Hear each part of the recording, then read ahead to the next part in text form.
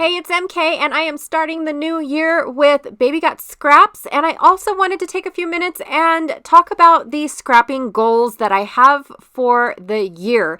Now, I do want to say that Baby Got Scraps is a great way to start off the year by pulling out all the scraps that you own, making a bunch of kits, and seeing how many layouts that you can make with those scraps, and then start fresh. Just get rid of them. If you didn't use them in these next 30 days, then poof, they're gone. Or unless you really, really love them, put them back in your stash. But for me, I am going to try to use up as many scraps as I can over the next 30 days and then dwindle them down to nothingness.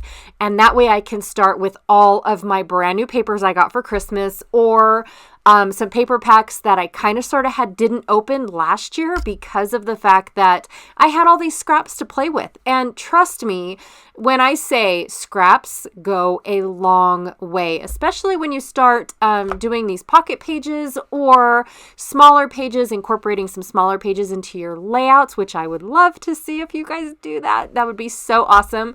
Or if you are a mixed media person, I have noticed that when I do mixed media, I absolutely positively don't hardly use pattern paper or cardstock or anything at all when it comes to mixed media, because the mixed media does all the work for you. So I definitely want to take the next 30 days starting today and see how far I can go with these scraps. Now, I do have to tell you guys that I made 30 kits for YouTube, so that way you guys get to see all 30 kits, but I do still have a bunch of scraps that didn't make it into the selected piles, and I plan on doing Facebook pages or Facebook lives over on a couple private Facebook groups, things like that. So I do plan on using only scraps and reserving just one 12 by 12 per layout, depending on what size of layout that I actually do, but only using one. So that is my scrappy goal just for January. My other scrappy goals, woo, that was a little, my other scrappy goals throughout the year are to complete my albums. Now, I know I sound like a broken record because if in reality, I think about it a lot. The only thing that is, is lacking in my albums being completed, like from day one to day today, the only thing that's lacking are these pocket pages. I have to admit, I'll be the first one. Hello, my name is MK and I am a lazy scrapper. Let's just admit that.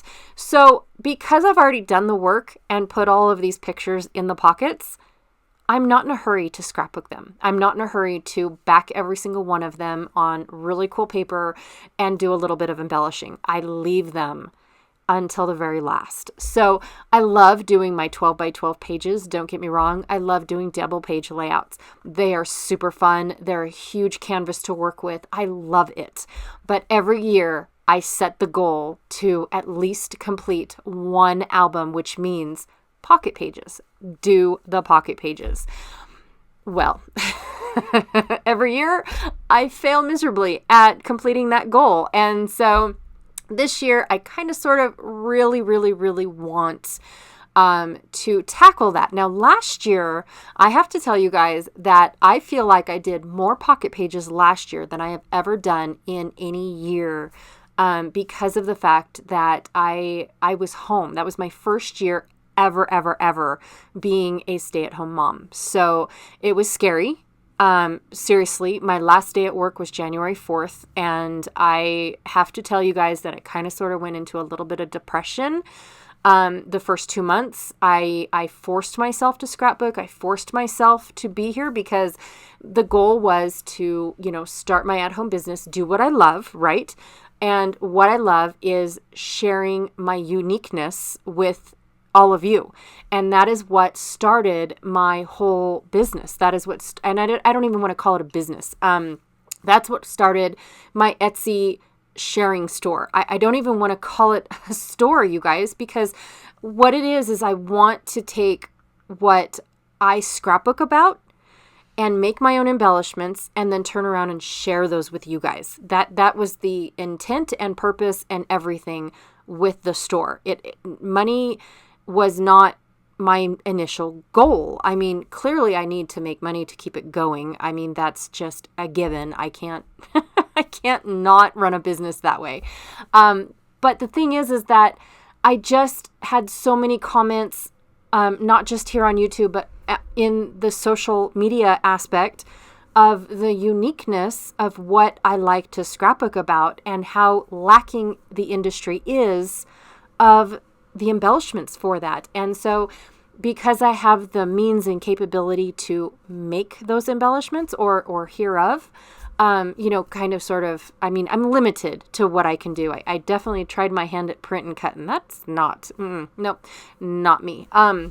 But I am limited on what I can make, and I want to share those with you guys. I definitely don't want to, overprice them because I'm only out to make money. That is not my goal. And so last year, the goals were a little bit different. Last year, it was kind of like, okay, let's get this off the ground and moving, and all that stuff. So when I actually started in December of 2019, and I have to tell you guys that because of my real job, it was a little bit easier to envision what I was going to do when I stayed at home. Well, then I got to stay at home. And I have to tell you guys, the first 2 or 3 days was kind of like a high, because it was like, oh, I don't have to get up and go to work.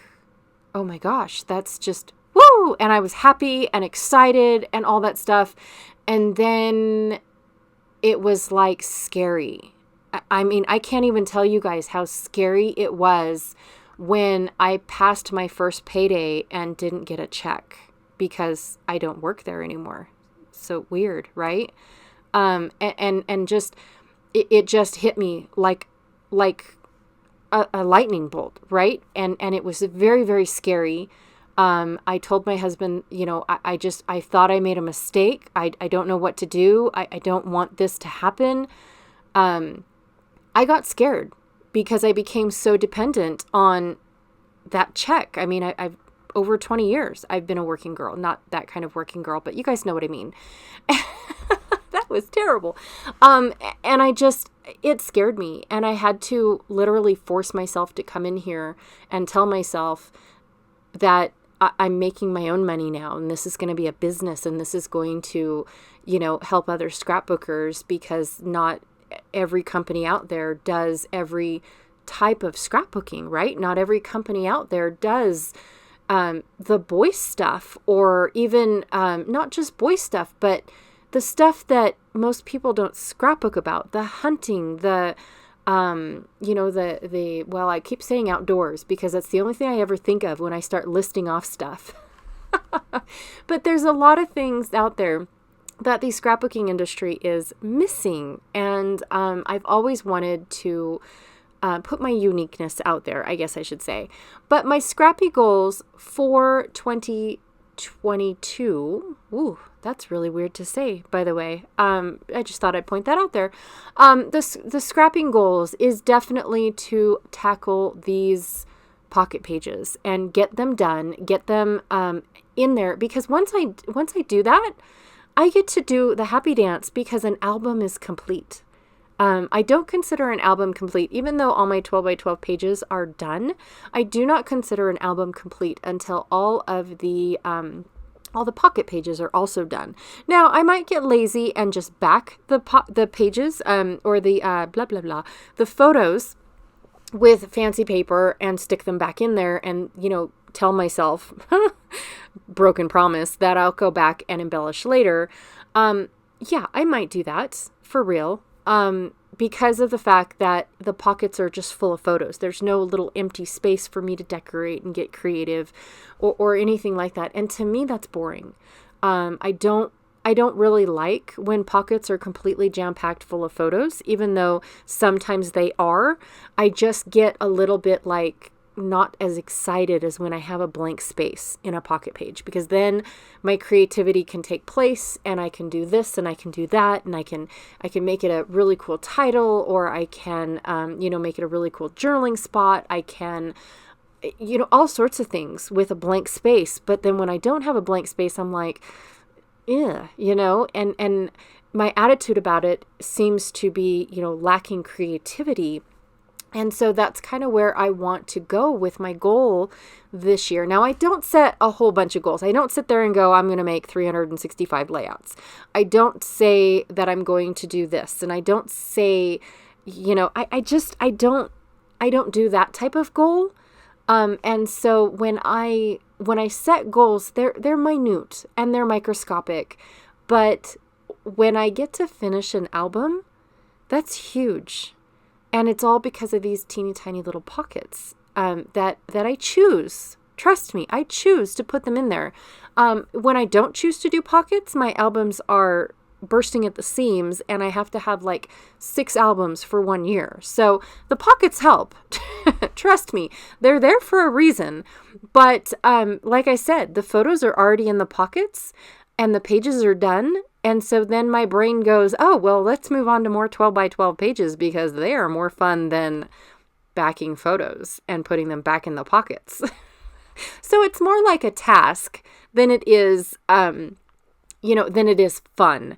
And it's just something that I need to do. And I have been trying to, like, say these pockets right here.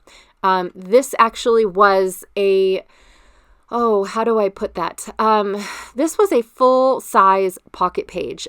These seals right here, front to back, full size, nothing but seals swimming in the water. Actually what happened was I'm underground and I'm taking pictures of the seal, and then the glass that you see next door on the left, which I'm not sure if you guys can see it very well or not. My daughter's on the other side of that glass and the seal was playing with her. So there is a cute little story to go with all of these really cool pictures. However, you really can't see it, and it was just nothing but a bunch of pockets. And so I was like, oh, that's so boring.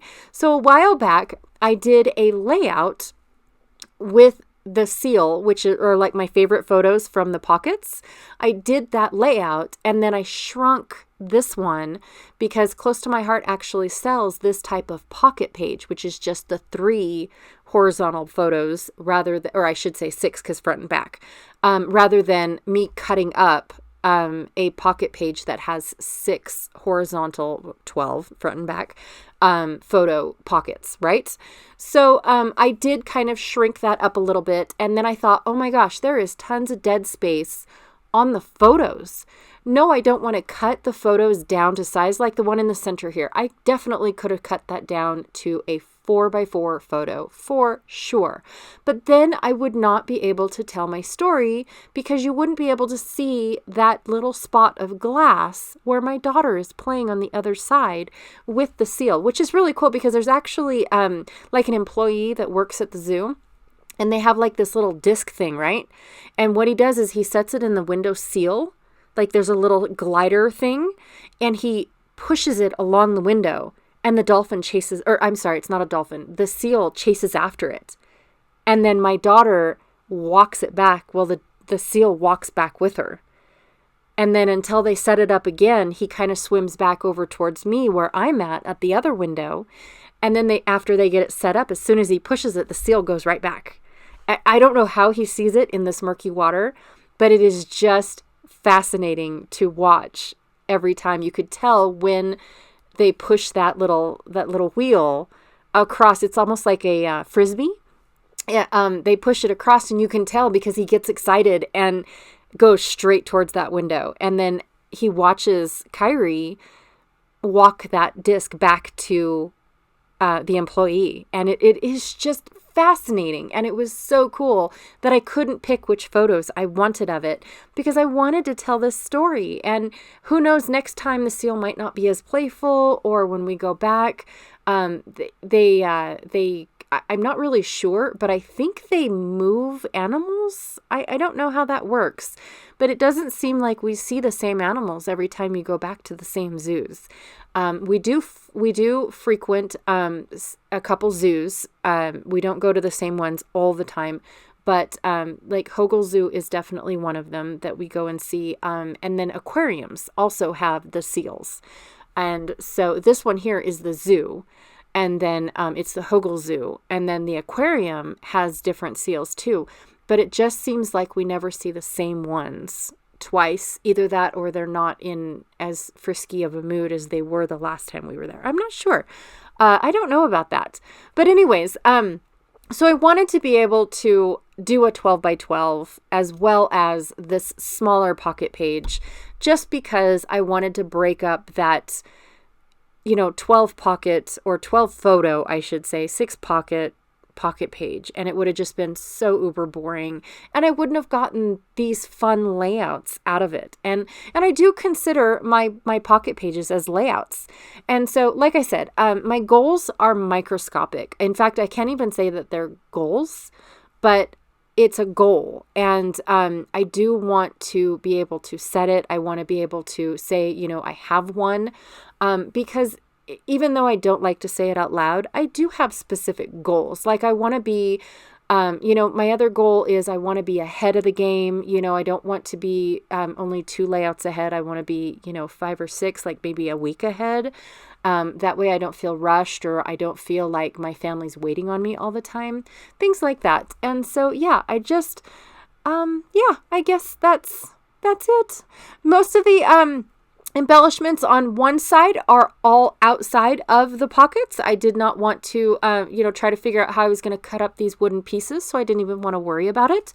And I put them on the outside of my pockets, and then the other side is all inside of the pockets, except for that cute little anchor. And that is it. Thank you so much for watching. Be sure to check out everyone else that is playing along with Baby Got Scraps. The list below will be down in the description box. So whether you're watching on a cell phone or on a computer, it depends on whether or not you're going to get the arrow or the show more button. Also, too, there's a bunch of girls that are scrapping those goals and talking about what their goals are for 2022. Again, that just does not sound natural to say, by the way. And the list of those girls will also be down in the description box below. And thanks for watching today, and I will check y'all later. Bye.